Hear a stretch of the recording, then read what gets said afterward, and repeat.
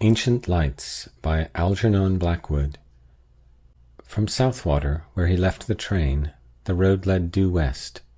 That he knew, for the rest he trusted to luck, being one of those born walkers who dislike asking the way. He had that instinct, and as a rule it served him well. A mile or so due west along the sandy road till you come to a stile on the right, then across the fields. You'll see the red house straight before you. He glanced at the postcard's instructions once again, and once again he tried to decipher the scratched-out sentence, without success. It had been so elaborately inked over that no word was legible. Inked-out sentences in a letter were always enticing. He wondered what it was that had to be so carefully obliterated. The afternoon was boisterous, with a tearing, shouting wind that blew from the sea, across the Sussex Weald. Massive clouds with rounded, piled-up edges cannoned across gaping spaces of blue sky. Far away, the line of downs swept the horizon, like an arriving wave. Shank Tonbury Ring rode their crest, a scudding ship, hull down before the wind. He took his hat off and walked rapidly, breathing great draughts of air with delight and exhilaration. The road was deserted. No horsemen, bicycles, or motors. Not even a tradesman's cart. No single walker. But anyhow, he would never have asked the way. Keeping a sharp eye for the stile, he pounded along while the wind tossed the cloak against his face and made waves across the blue puddles in the yellow road. The trees showed their under leaves of white. The bracken and the high new grass bent all one way. Great life was in the day, high spirits and dancing everywhere. And for a Croydon surveyor's clerk just out of an office, this was like a holiday at the sea. It was a day for high adventure, and his heart rose up to meet the mood of nature. His umbrella with the silver ring ought to have been a sword, and his brown shoes should have been top boots with spurs upon the heels. Where hid the enchanted castle and the princess with the hair of sunny gold? His horse. The stile came suddenly into view and nipped adventure in the bud. Everyday clothes took him prisoner again. He was a surveyor's clerk, middle-aged, earning £3 a week, coming from Croydon to see about a client's proposed alterations in a wood, something to ensure a better view from the dining-room window. Across the fields, perhaps a mile away, he saw the red house gleaming in the sunshine, and resting on the stile a moment to get his breath, he noticed a copse of oak and hornbeam on the right. Aha, he told himself. So that must be the wood he wants to cut down to improve the view. I'll have a look at it. There were boards up, of course, but there was an inviting little path as well. I'm not a trespasser, he said. It's part of my business, this is. He scrambled awkwardly over the gate and entered the copse. A little round would bring him to the field again. But the moment he passed among the trees, the wind ceased shouting, and a stillness dropped upon the world. So dense was the growth that the sunshine only came through in isolated patches. The air was close. He mopped his forehead and put his green felt hat on, but a low branch knocked it off again at once, and as he stooped, an elastic twig swung back and stung his face. There were flowers along both edges of the little path. Glades opened on either side. Ferns curved about in damper corners, and the smell of earth and foliage was rich and sweet. It was cooler here. What an enchanting little wood, he thought, turning down a small green glade where the sunshine flickered like silver wings. How it danced and fluttered and moved about. He put a dark blue flower in his buttonhole. Again his hat, caught by an oak branch as he rose, was knocked from his head, falling across his eyes. And this time he did not put it on again. Swinging his umbrella, he walked on with uncovered head, whistling rather loudly as he went. But the thickness of the trees hardly encouraged whistling, and something of his gaiety and high spirits seemed to leave him. He suddenly found himself treading circumspectly and with caution. The stillness of the wood was so peculiar. There was a rustle among the ferns and leaves, and something shot across the path 10 yards ahead, stopped abruptly an instant with head cocked sideways to stare, then dived again beneath the underbrush with the speed of a shadow. He started like a frightened child, laughing the next second that a mere pheasant could have made him jump. In the distance he heard wheels upon the road, and wondered why the sound was pleasant. Good old butcher's cart, he said to himself, then realized that he was going in the wrong direction, and had somehow got turned round, for the road should be behind him, not in front. And he hurriedly took another narrow glade that lost itself in greenness to the right. "That's my direction, of course," he said. "The trees has mixed me up a bit, it seems." Then found himself abruptly by the gate he had first climbed over. He had merely made a circle. Surprise became almost discomfiture then, and a man, dressed like a gamekeeper in browny green, leaned against the gate, hitting his legs with a switch. "I'm making for Mr. Lumley's farm," explained the walker. "This is his wood, I believe," then stopped dead because it was no man at all, but merely an effect of light and shade and foliage. He stepped back to reconstruct the singular illusion, but the wind shook the branches roughly here on the edge of the wood, and the foliage refused to reconstruct the figure. The leaves all rustled strangely, and just then the sun went behind a cloud, making the whole wood look otherwise. Yet how the mind could be thus doubly deceived was indeed remarkable, for it almost seemed to him the man had answered, spoken, or was this the shuffling noise the branches made, and had pointed with his switch to the notice board upon the nearest tree.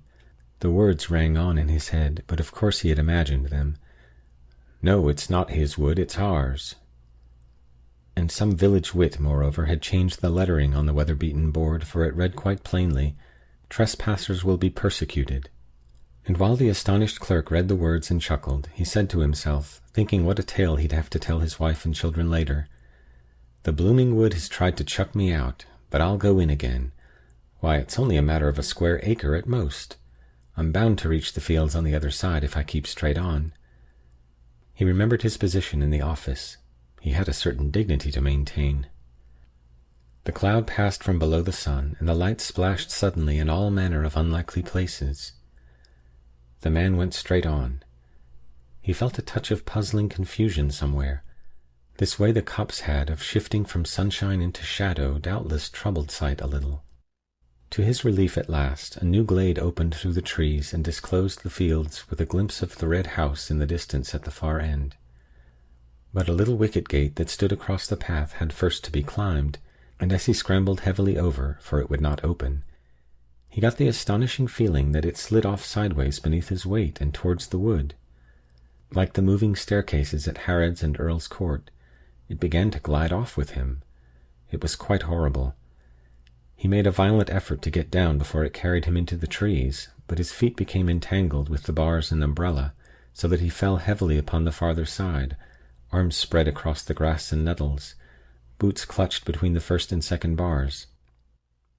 He lay there a moment like a man crucified upside down, and while he struggled to get disentangled, feet, bars, and umbrella formed a regular net, he saw the little man in browny green go past him with extreme rapidity through the wood. The man was laughing. He passed across the glade some 50 yards away, and he was not alone this time. A companion like himself went with him. The clerk, now upon his feet again, watched them disappear into the gloom of green beyond. "They're tramps, not gamekeepers," he said to himself, half mortified, half angry. But his heart was thumping dreadfully, and he dared not utter all his thought. He examined the wicket gate, convinced it was a trick gate somehow, then went hurriedly on again, disturbed beyond belief to see that the glade no longer opened into fields, but curved away to the right. What in the world had happened to him? His sight was so utterly at fault. Again the sun flamed out abruptly and lit the floor of the wood with pools of silver, and at the same moment a violent gust of wind passed shouting overhead. Drops fell clattering everywhere upon the leaves, making a sharp pattering as of many footsteps. The whole copse shuddered and went moving. Rain, by George, thought the clerk, and feeling for his umbrella discovered he had lost it. He turned back to the gate and found it lying on the farther side. To his amazement he saw the fields at the far end of the glade, the red house too, ashine in the sunset. He laughed then, for, of course, in his struggle with the gate, he had somehow got turned round, had fallen back instead of forwards. Climbing over, this time quite easily, he retraced his steps. The silver band he saw had been torn from the umbrella. No doubt his foot, a nail or something had caught in it and ripped it off. The clerk began to run. He felt extraordinarily dismayed. But, while he ran, the entire wood ran with him, round him, to and fro, trees shifting like living things, leaves folding and unfolding, trunks darting backwards and forwards, and branches disclosing enormous empty spaces, then closing up again before he could look into them. There were footsteps everywhere, and laughing, crying voices, and crowds of figures gathering just behind his back, till the glade, he knew, was thick with moving life. The wind in his ears, of course, produced the voices and the laughter, while sun and clouds, plunging the copse alternately in shadow and bright dazzling light, created the figures. But he did not like it, and went as fast as ever his sturdy legs could take him. He was frightened now. This was no story for his wife and children. He ran like the wind, but his feet made no sound upon the soft mossy turf. Then, to his horror, he saw that the glade grew narrow. Nettles and weeds stood thick across it. It dwindled down into a tiny path, and 20 yards ahead it stopped finally and had melted off among the trees. What the trick gate had failed to achieve, this twisting glade accomplished easily, carried him in bodily among the dense and crowding trees. There was only one thing to do: turn sharply and dash back again, run headlong into the life that followed at his back, followed so closely too that now it almost touched him, pushing him in. And with reckless courage this was what he did. It seemed a fearful thing to do. He turned with a sort of violent spring, head down and shoulders forward, hands stretched before his face. He made the plunge. Like a hunted creature he charged full tilt the other way, meeting the wind now in his face. Good Lord! The glade behind him had closed up as well. There was no longer any path at all. Turning round and round, like an animal at bay, he searched for an opening, a way of escape. Searched frantically, breathlessly, terrified now in his bones. But foliage surrounded him. Branches blocked the way. The trees stood close and still, unshaken by a breath of wind, and the sun dipped that moment behind a great black cloud. The entire wood turned dark and silent. It watched him. Perhaps it was this final touch of sudden blackness that made him act so foolishly, as though he had really lost his head. At any rate, without pausing to think, he dashed headlong in among the trees again. There was a sensation of being stiflingly surrounded and entangled, and that he must break out at all costs, out and away into the open of the blessed fields and air. He did this ill-considered thing, and apparently charged straight into an oak that deliberately moved into his path to stop him. He saw it shift across a good full yard, and being a measuring man, accustomed to theodolite and chain, he ought to know. He fell, saw stars, and felt 1,000 tiny fingers tugging and pulling at his hands and neck and ankles. The stinging nettles, no doubt, were responsible for this. He thought of it later. At the moment it felt diabolically calculated. But another remarkable illusion was not so easily explained. For all in a moment it seemed the entire wood went sliding past him with a thick deep rustling of leaves and laughter, myriad footsteps, and tiny little active energetic shapes. 2 men in browny green gave him a mighty hoist, and he opened his eyes to find himself lying in the meadow beside the stile where first his incredible adventure had begun. The wood stood in its usual place and stared down upon him in the sunlight. There was the red house in the distance as before. Above him grinned the weather-beaten notice-board, "Trespassers will be prosecuted." Dishevelled in mind and body, and a good deal shaken in his official soul, the clerk walked slowly across the fields.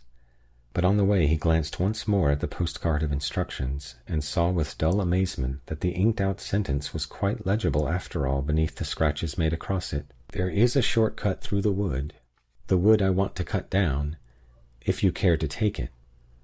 Only "care" was so badly written it looked more like another word. The C was uncommonly like D. "That's the copse that spoils my view of the downs, you see," his client explained to him later, pointing across the fields and referring to the ordnance map beside him. "I want it cut down and a path made so and so." His finger indicated direction on the map. The Fairy Wood, it's still called, and it's far older than this house. Come now, if you're ready, Mr. Thomas, we might go out and have a look at it. End of Ancient Lights by Algernon Blackwood.